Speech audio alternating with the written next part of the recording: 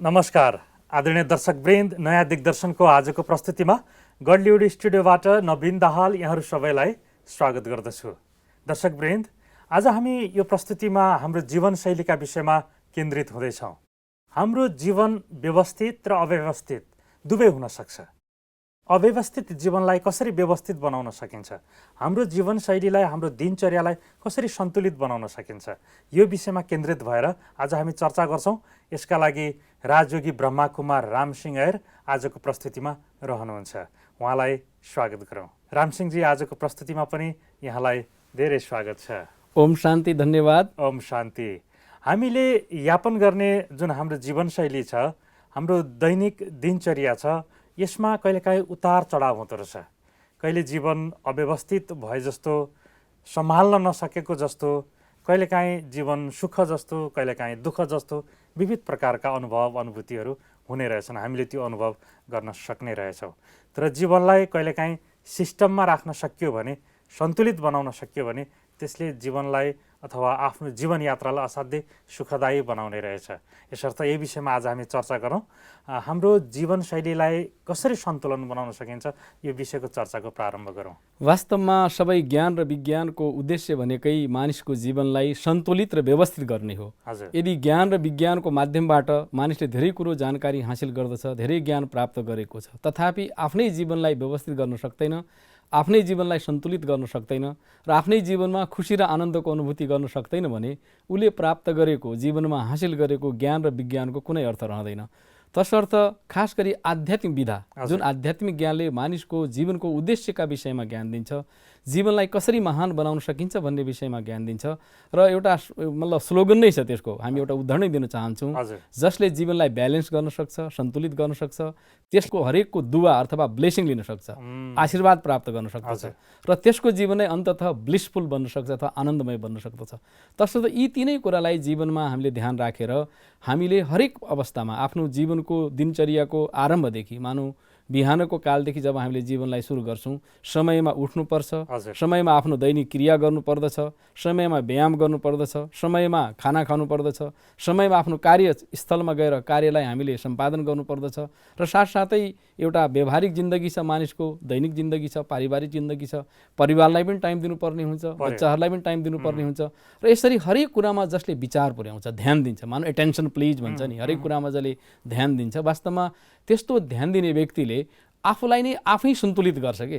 आफ्नो दिनचर्याको उसले आफै मूल्याङ्कन र आफै एउटा चार्ट तयार गर्छ, एउटा समय सारणी तयार गर्छ, सेड्युल अनुसार र समयअनुसार सुत्नु पनि पर्यो। फेरि कतिपय मानिसहरूले लेट नाइट भन्छ नि, एकदम दिनभरि कता कता टाइम व्यवस्थित गर्न सकेको हुँदैन, लेट नाइट सुतिरहेको हुन्छ। त्यसले गर्दा शरीरमा पनि असर परेको हुन्छ भने बिहानको कालमा जुन किसिमको क्रिया हुनुपर्ने हो, शरीरलाई जुन किसिमको चाहिँ सन्तुलन राख्नुपर्ने हो, त्यो पनि गडबड भएर जान्छ, त्यो पनि सेड्युल मिल्दैन। तसर्थ उठ्नेदेखि लिएर सुत्नेसम्मको जो बिचको काल छ, समय छ, त्यो सबै काललाई कन्सियसली अत्यन्तै मतलब चेतनशील भएर मानिसले यदि त्यसलाई सन्तुलित गर्यो, व्यवस्थित गर्यो भने मलाई लाग्छ मानिसको जिन्दगी सुन्दर बन्न सक्छ, सुखी बन्न सक्छ, आनन्दमय बन्न सक्छ।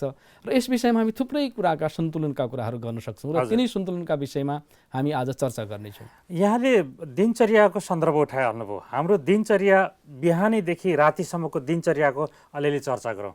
हामी बिहान कति बजे उठ्न सक्यौँ भने राम्रो दिन सुरुवात होला? हामी पहिलेको एउटा प्रोभर्ब भनौँ न, पहिले एउटा जुन उखान बनेको छ अथवा मानिसको लागि टुक्का बनेको छ, त्यसलाई हामी याद गरौँ। भनिन्छ early to bed early to rise होइन, makes a man healthy and wise.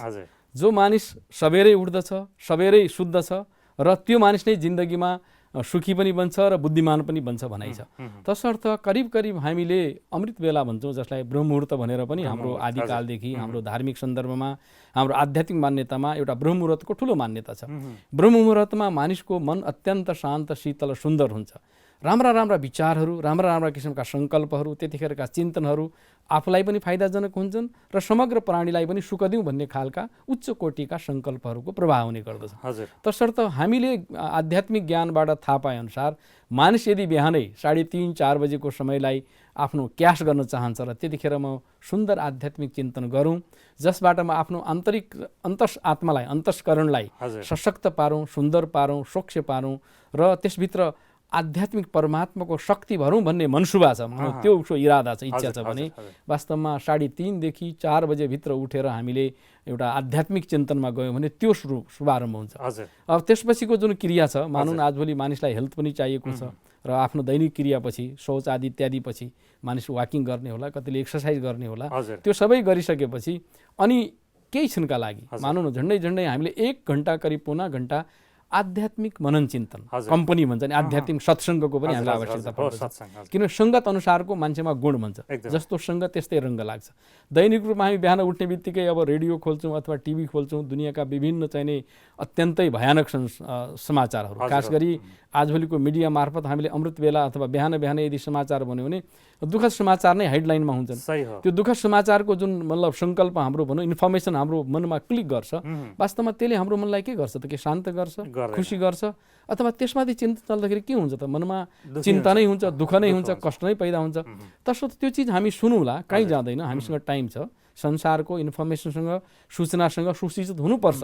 त्यसबाट हामी अन्धकारमा रहने कुरो होइन, तर के भने कुन बेला कुन चिज इम्पोर्टेन्ट हो त, बिहानको समय चाहिँ सदुपयोग गर्नु पर्यो, त्यो भनेको आफूलाई दिनु पर्यो नि त, अरूका लागि त हामीले समय दिन्छौँ।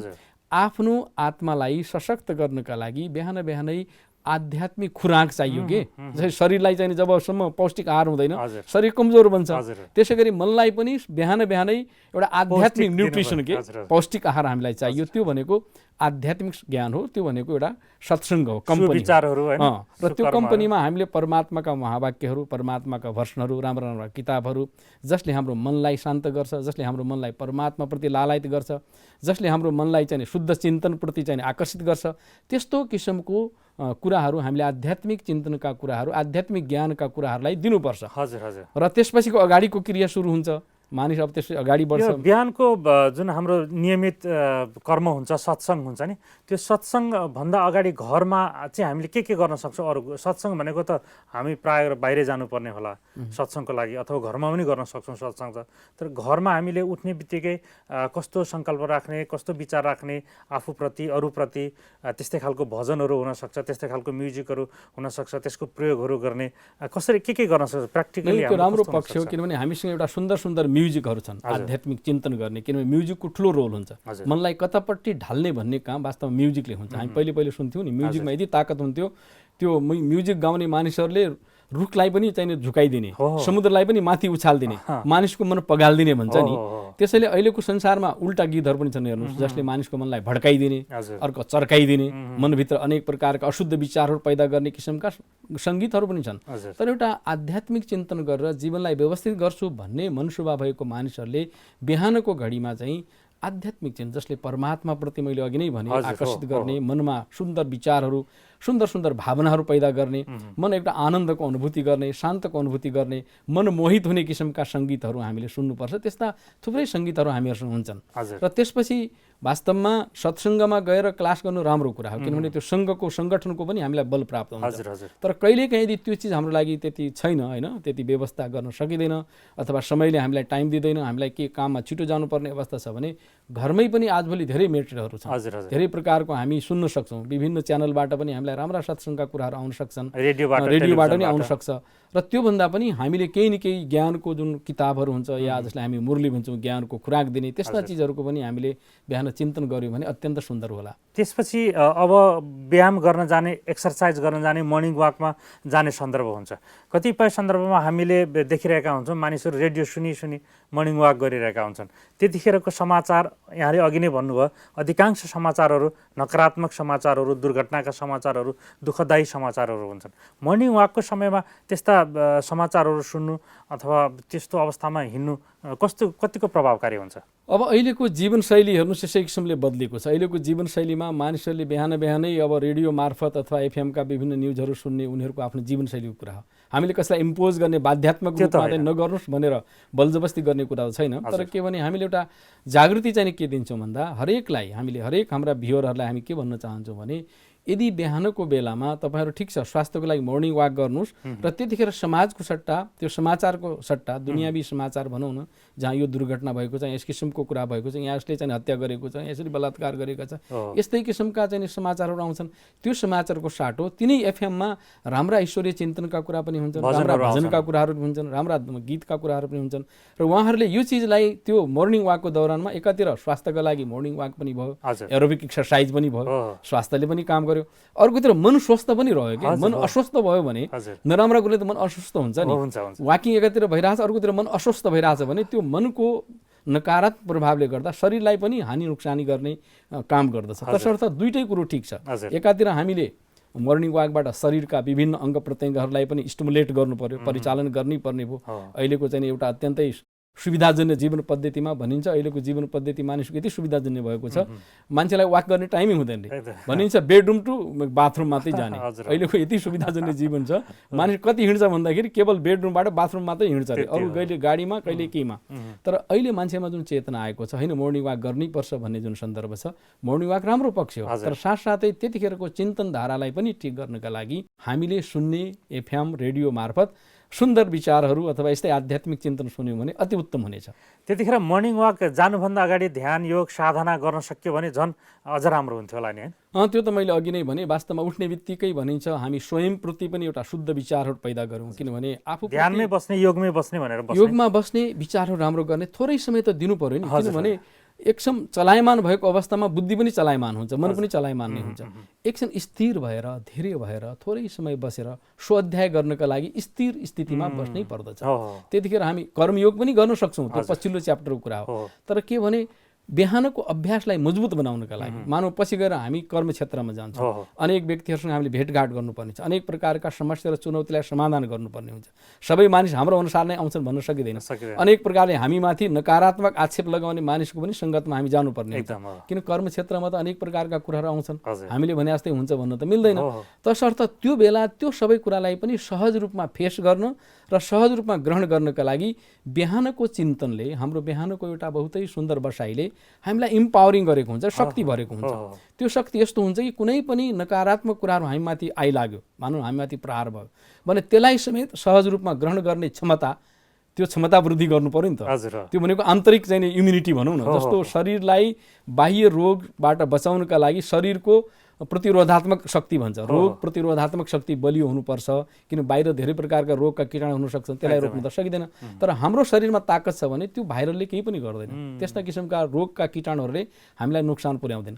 त्यसै गरी यदि तपाईँ हाम्रो मनमा शक्ति भरिएको छ, मनको पनि प्रतिरोधात्मक शक्ति मजबुत छ भने दिनको दिनचर्याभित्र हामीले कर्मक्षेत्रमा काम गर्दाखेरि आइपर्ने तमाम चाहिने किसिमका भनौँ न नकारात्मक हामीमाथिका प्रहारहरू, मानौ एक किसिमको भाइरलै भनौँ त्यसलाई, अथवा बाहिर मनुष्यबाट आउने अथवा व्यक्तिबाट आउने, समस्याबाट आउने, घटनाबाट आउने, अथवा कार्यस्थलमा आइपर्ने विभिन्न किसिमका समस्या रूपी कीटाणुहरूलाई पनि सहज ग्रहण गर्नका लागि मन त्यतिखेर पनि कुनै प्रकारको तनावमा नहोस्, मनमा अशान्ति नफैलियोस्, मन चिन्ताग्रस्त नहोस् भन्नका लागि मनको त्यो प्रतिरोधात्मक शक्ति बढाउने भनेकै अमृत बेलाको सुन्दर स्वचिन्तन र स्वाध्याय योगको अभ्यास नै वास्तवमा खुराक हो कि वास्तवमा त्योबाट हामी चुक्नु हुँदैन। हामीले बिहानको समयलाई जति सदुपयोग गर्न सक्यौँ, जति शक्तिशाली बनाउन सक्यौँ, त्यति नै हाम्रो दिनचर्या मजबुत हुने रहेछ। दिउँसो राति हाम्रा जति पनि दिनभरिका कर्महरू हुन्छन् ती चाहिँ सशक्त हुने रहेछन्। त्यही भएर नै हामीले बिहानको समयलाई बढी जोड दिएका हौँ र हाम्रो भरपुर शक्तिशाली बनाउने भनेको समय भनेको बिहान नै रहेछ। उसो भए वास्तवमा हो जस्तो भनिन्छ मर्निङ सोज डे भने, किनभने बिहानले नै हाम्रो दिन देखाउने। यो दिनलाई सुन्दर बनाउनु छ भने प्रारम्भिक काल राम्रो हुनुपर्छ। जस्तो संसारमा नि हामी काम गर्दाखेरि के भन्छौँ भने well done is half begun भन्छ, well begun is half done भन्छ। अथवा सुरुमा कुनै कार्य राम्रो तरिकाले विधिवत तरिकाले बहुत खुसीसँग सौहार्दमय तरिकाले कुनै कार्य आरम्भ भयो भने त्यही बेला आधा सम्पन्न भाव हुन्छ कि त्यो कार्य सम्पन्न हुन गाह्रो हुँदैन। त्यस्तै हरेक व्यक्तिको मतलब दिनको शुभारम्भ भनेकै बिहानी हो। बिहानी यदि राम्रो हुन्छ भने त्यो बिहानी जस्तो हुन्छ त्यस्तै दिन बन्छ। त्यसैले बिहान नै हामीले राम्रो काम गऱ्यौँ, राम्रो सुन्दर विचारहरू गऱ्यौँ, स्वयंप्रति सम्मान र स्वगौरवको कुरालाई बढाउने किसिमको काम गऱ्यौँ, स्वयंभित्र एउटा आध्यात्मिक ताकत हामीले भर्यौँ र साथसाथै के भन्छ भने बिहानको अमृत बेलाको हाम्रो मनस्थिति कस्तो हुन्छ भने लाइक ए ब्लेटिङ पेपर भन्छ कि, जस्तो मुसी चुस्ने पेपर हुन्छ नि, त्यसले फटाफट चुस्न सक्छ कि। अमृत बेला पनि हाम्रो मन एकदम प्रखर हुन्छ। प्रखर मनलाई त्यतिखेर के खुराक दिनुभयो त? नकारात्मक दिनुभयो भने त्यसैले त्यसलाई भरिदिन्छ, त्यसलाई एब्जर्भ गरिदिन्छ, त्यसलाई नै चुस्ने काम गर्छ। यदि सकारात्मक कुरा दिनुभयो भने त्यसलाई नै चुसिदिन्छ। र अब के चिज हाल्ने भन्ने कुरो निर्धारण गर्ने आफैमा भर पर्यो। हामी बुद्धिशाली मानिस हौँ, विवेकशील प्राणी हौँ, हामीलाई थाहा हुन्छ हामी कहिले पनि स्वयंलाई नोक्सान गर्न चाहँदैनौँ। जसरी हुन्छ आफ्नो आन्तरिक स्थितिलाई हामी मजबुत, शान्त, शीतल बनाउन चाहन्छौँ भने त्यही अनुसारको व्यवहार पनि त गर्नु पर्यो, त्यही अनुसारको समयलाई क्यास पनि त गर्नु पर्यो नि। तसर्थ बिहानको समयमा अरू सबै कुरालाई पन्छ्याएर भए पनि प्लिज अरू चिरबाट यो छ त्यो गर्नै पर्छ दिनमा। अहिले चिन्ता गरेर के गर्नुहुन्छ, अहिले तपाईँले त्यो गर्ने दिनमा गर्नुहुन्छ, तर अहिले आफूलाई शक्तिशाली बनाउनुहोस्। त्यसले गर्दा तपाईँको दिनको अन्य दिनचर्या पनि, अन्य कार्य व्यवहार पनि सफल रूपमा अगाडि बढ्छ र तपाईँलाई कुनै प्रकारको चाहिँ समस्यामा पनि त्यो समाधान गर्ने हैसियत पनि तपाईँले गेन गर्नुहुन्छ। तसर्थ अमृत बेलाको समय अथवा मोर्निङको समय विशेष गरिकन यस्ता सुन्दर चिन्तनहरूमा व्यय गर्नु र सुन्दर चिन्तनका लागि दिनु भनेको बहुत ठुलो बुद्धिमानी लाग्छ। धेरै राम्रो। अब 9-10 बजेपछिको दिउँसोको हाम्रो जीवनशैलीको कुरा गरौँ। हामी 9-10 बजेपछि या त आफ्नो व्यवसायमा जान्छौँ या त कार्यालयमा जान्छौँ, आफ्नो कार्यक्षेत्रमा हामी लागेका हुन्छौँ। हाम्रो दिनचर्याको अर्को पाटोको प्रारम्भ हुन्छ, चरण सुरुवात हुन्छ। त्यतिखेर जानुभन्दा अगाडि चाहिँ हाम्रो मनस्थिति, हाम्रो सङ्कल्प, सोच चाहिँ कस्तो हुनुपर्छ? घरबाट बाहिर निक्लिने बेलामा आफ्नो कार्यक्षेत्र जाँदाखेरि सङ्कल्पको पनि सोचाइको पनि धेरै ठुलो महत्त्व रहन्छ कार्य सफलताको निम्ति। कस्तो खालका कुराहरू सोच्ने, कसरी हिँड्ने घरबाट? नै हामी वास्तवमा संसारमा पात्र हौँ। हेर्नुहोस्, यो संसार रूपी कर्मभूमि, कर्मक्षेत्र भनौँ यसलाई, यो कर्मभूमि, धर्मभूमि। यो कर्मक्षेत्रमा हामीले कर्म त गर्नै पर्छ। अब घरैमा बसेर हात मानेर बस्न सकिँदैन। त्यसमा पनि आधुनिक जिन्दगीमा मानिसले सर्भिसमा जानुपर्छ, व्यवसायमा जानुपर्छ, अन्य किसिमका कारोबार होला, कार्य व्यवहारमा जानै पर्ने हुन्छ। त्यो हाम्रो दिनको एउटा चाहिँ विशेष एउटा भनौँ जिम्मेवारी हो। त्यो जिम्मेवारीप्रति हामी लयल हुनैपर्छ, जिम्मेवारीप्रति हामी उत्तरदायी हुनैपर्छ र त्यसका लागि हामी जानुपर्ने हुन्छ। तर मनस्थिति कस्तो हुनुपर्छ भने अब त्यहाँ एउटा विचार बनाउनुहोस्, भन्नुहोस् परमात्मालाई, मेरो साथमा स्वयं भगवान हुनुहुन्छ, म परमात्माको साथमा छु। आज जुन काममा पनि म जान्छु, जहाँ पनि म जान्छु, जस्ता किसिमका कुराहरू आए पनि ती सबै कुरालाई मैले सकारात्मक रूपमा ग्रहण गर्नेछु र सबैसँग मेरो राम्रो किसिमको सम्बन्ध हुनेछ र मलाई जुन जिम्मेवारी दिएको छ त्यसलाई म बडो प्यारसँग, स्नेहसँग मैले जिम्मेवारी वहन गर्नेछु। यो होइन कि के गर्ने, आज मलाई त्यो काम गर्नुपर्नेछ, त्यो काम गर्नुपर्नेछ भनेर पहिले त्यो आफ्नो जिम्मेवारीप्रति एउटा बोझ महसुस गर्नु, जिम्मेवारीप्रति भित्रबाट बाध्यात्मक सम्झनु एउटा पक्ष हो। होइन, त्यो मेरो लागि इन्जोयको विषय हो, एउटा इन्ट्रेस्टिङ विषय हो, मैले त्यो कुरो सम्पादन गर्नुपर्छ। मैले गरेको कामबाट मेरो व्यक्तिगत फाइदा पनि छ, त्यही कामले मैले महिनाभरि काम गऱ्यो भने मैले पैसा पाउँछु, त्यो पैसाले मेरा परिवारजनहरूको पालना हुन्छ, मेरो आवश्यक रिक्वायरमेन्टहरू, दैनिकी जीवनका सबै आवश्यकता पनि परिपूर्ति हुन्छन्। त्यो हिसाबले हो र मैले जहाँ बसेर जुन सेवा दिइरहेको छु, मैले गरेको कर्मबाट आउने मेरा क्लाइन्टहरू, ग्राहकहरू जससँग मेरो सरोकार हुन्छ, तिनीहरूलाई पनि मैले बडो प्यारसँग, स्नेहसँग, अत्यन्त राम्रो डिलिङसँग तिनीहरूलाई मैले आफ्नो काम समयमै सम्पादन गरिदियो भने तिनीहरूको ब्लेसिङ पनि प्राप्त हुन्छ र त्यसले मलाई एक्स्ट्रा खुसी पनि प्राप्त हुन्छ। जस्तो कहिलेकाहीँ भनिन्छ डाक्टरले बडो प्यारसँग जब रोगीलाई चाहिँ ट्रिटमेन्ट गर्छ, किन भाषामा धेरै काम गर्छ कि त्यही भाषाले चाहिँ नि लौ भयो भनेर खिचखिच गरेर बोलिदिनु र त्यही मुखले बडो प्यारसँग हो ठिक छ तपाईँलाई राम्रो भइहाल्छ भनेर गर्दाखेरि आधा त्यसै निको हुन्छ। त्यसैले हामीले पनि आफ्नो कर्म क्षेत्रमा जाँदाखेरि त्यस किसिमको व्यवहारलाई मैले गर्नेछु भन्ने मनस्थिति बनाएर गयौँ भने मानौँ कहिलेकाहीँ कदम कदाचित हामीसँग गलत व्यवहार गर्ने मानिस पनि आइदिन्छ, एग्रेसिभ भन्छ नि आधुनिक तनावपूर्ण मानिसहरू, तुरुन्तै आक्रोशमा आउने मानिसहरूसँग हामीले डिलिङ गर्नुपर्ने हुन्छ। उसले त आफ्नो पार्ट बजायो, उसको त त्यही थियो मानौँ, तर म पनि त्यही हिसाबले रेस्पोन्स गर्न लागेँ, म त्यसै गरी म पनि चाहिँ त्यस्तै किसिमको प्रतिक्रिया दिन लागेँ भने आखिर कुरो त बिग्रियो नि। भनौँ एउटाले एग्रेसिभ हुने, अर्कोले पनि त्यही रेस्पोन्स गर्यो भने त झन् आगोमा भन्छ चिङ्गारी। अधिकांश त्यस्तो देखेका हुन्छौँ घटनाहरू अफिसतिर अथवा व्यवसायमा। एउटा कुनै व्यक्तिले आफूले चाहे जस्तो काम भएन भने उसलाई थर्काउने, हप्काउने, होइन मेरो काम किन भएन भन्ने, अनि त्यो काम गरिदिने मान्छे पनि उही रूपमा प्रस्तुत हुने, एक आपसमा बाजाबाजको अवस्था हामीले धेरै देखेका छौँ। यहाँ चाहिँ धैर्यताको आवश्यकता एकदमै पर्ने रहेछ, सहनशीलताको आवश्यकता। त्यो स्वभावलाई कसरी नियन्त्रण गर्ने होला? त्यसैले म भन्दैछु हामी सन्तुलित जीवनको कुरा गरिरहेका छौँ। सन्तुलित जीवनमा सत्य कुरो भन्नुपर्छ, सत्य कुरो राख्नुपर्ने हुन्छ, सही ढङ्गले राख्नुपर्ने हुन्छ। तर के भने राख्ने तरिका एउटा सभ्य तरिका हुन्छ, अर्को असभ्य तरिका पनि हुन्छ। मानौँ न कसैले हामीलाई आक्रोश रूपमा भनि नै दियो भने पनि हामीले बडो प्यारसँग भन्न सक्छौँ त्यही कुरा। जस्तो भनिन्छ कि जतिखेर मानिस आफै आक्रोशमा हुन्छ त्यतिखेर तपाईँले आफ्नो तर्फबाट सत्य कुरो बोल्नुभयो भने त्यो उसको भित्र जाँदैन, उसले त्यो कुरो सम्झ्दैन। त्यसैले त्यतिखेर हामी शान्त भएर, धैर्य भएर उसका कुरालाई सुनेर, बडो हाम्रो फेसियल एक्सप्रेसन भनौँ न, हाम्रो मतलब चेहराको पनि बनावट त्यतिखेर तनावपूर्ण नहोस्। यदि हामीले सहज रूपमा त्यसका कुरालाई सुन्यौँ लिसनिङ भन्छ नि, एउटा चाहिँ मतलब राम्रो सम्प्रेषण भनौँ अथवा बेस्ट लिसनिङको कुरा गर्छ। अरूका कुरा हामीले सुनिदिन्छौँ, प्यारसँग सुनिदिन्छौँ, धैर्य धारण गरिदिन्छौँ र त्यसलाई राम्रो तरिकाले रेस्पोन्स गर्छौँ भने आखिर त्यो पनि त मानिस नै हो नि। र त्यसैले म के भन्न चाहन्छु भने हामीले यदि कुनै प्रस्तुति गर्नु छ भने त्यो प्रस्तुतिलाई बडो सभ्यतापूर्वक, शान्तपूर्वक, धैर्यपूर्वक त्यसलाई सम्मान गर्दै गऱ्यौँ भने त्यो सन्तुलित जीवनले अथवा त्यस किसिमको एउटा सुन्दर बोल र वचन व्यवहारबाट त्यो मानिस आफै पानी पानी भएर जान्छ। र तपाईँले समस्यालाई एउटा सानो समस्या होला हैन, त्यो समस्यालाई चर्काउने र पहाड जस्तो बनाउने पनि तपाईँ हाम्रो व्यवहार नै हो। ठुलो पहाड जस्तो समस्यालाई पनि एकदम नर्मल बनाएर सानो तोरीको दाना जस्तो बनाउने हाम्रै कुरा हो। त्यसैले यो सन्तुलन मिलाउने काम तपाईँ हाम्रो हो। त्यस्तो अवस्थामा धैर्यता र सहनशीलताको धेरै महत्त्वपूर्ण भूमिका हुन्छ। त्यतिखेर एकैछिन वेट गर्न सक्यो भने, एकैछिन सहन सक्यो भने धेरै समस्याको समाधान हुन्छ होला त्यतिखेर त। अवश्य अवश्य। वास्तवमा समस्यालाई समाधान गर्ने बहुत ठुलो अचूक एउटा असर यदि हो भने मान्छेको धैर्यता र सहनशीलताको गुण हो। तसर्थ हाम्रा सबै महानुभावहरूमा हाम्रो यही आग्रह के छ भन्दा हामी जीवनमा कुनै पनि समस्याको निदान गर्न र जीवनलाई सहज र सन्तुलित गर्नका लागि धैर्यता र सहनशीलताको गुण धारण गरौँ, स्वयं पनि सुखी बनौँ, अरूलाई पनि सुखी राख्न पात्र बनौँ। असाध्यै सुन्दर। आज हामीले हाम्रो जीवनशैलीलाई कसरी व्यवस्थित बनाउने, हाम्रो दिनचर्यालाई कसरी व्यवस्थित बनाउने अन्तर्गत बिहानीदेखिको हाम्रो दैनिकीको बारेमा चर्चा गर्दैथ्यौँ। आउने प्रस्तुतिमा फेरि हामी यो विषयमा चर्चा गर्नेछौँ। आजको लागि यो समयको लागि यहाँलाई धेरै धन्यवाद। ओम शान्ति। ओम शान्ति। आदरणीय दर्शकवृन्द, हाम्रो जीवनशैली अन्तर्गत हाम्रो दिनचर्याको असाध्यै महत्त्वपूर्ण भूमिका हुन्छ। जबसम्म हाम्रो दिनचर्या व्यवस्थित हुन्छ, हाम्रो जीवनशैली स्वतः सन्तुलित हुन्छ, व्यवस्थित हुन्छ नै। यसर्थ हाम्रो जीवनशैलीलाई व्यवस्थित पार्नको लागि हाम्रो दिनचर्यालाई व्यवस्थित र एउटा सिस्टममा हामीले लानुपर्ने रहेछ। यही विषयमा चर्चा गर्दैछौँ। अब हामी दिउँसोको हाम्रो कार्यशैलीको बारेमा चर्चा गर्दैथ्यौँ। अब आउने प्रस्तुतिमा हाम्रो बेलुकीको कार्यशैली, हाम्रो बेलुकीको दैनिक यापन कस्तो हुनुपर्छ यो विषयमा हामी चर्चा गर्दै अगाडि बढ्छौँ। आउने प्रस्तुति यहाँहरूलाई हेर्नको लागि आग्रह गर्दै आजको प्रस्तुतिबाट म नवीन दाहाल बिदा हुन्छु। नमस्कार, धन्यवाद।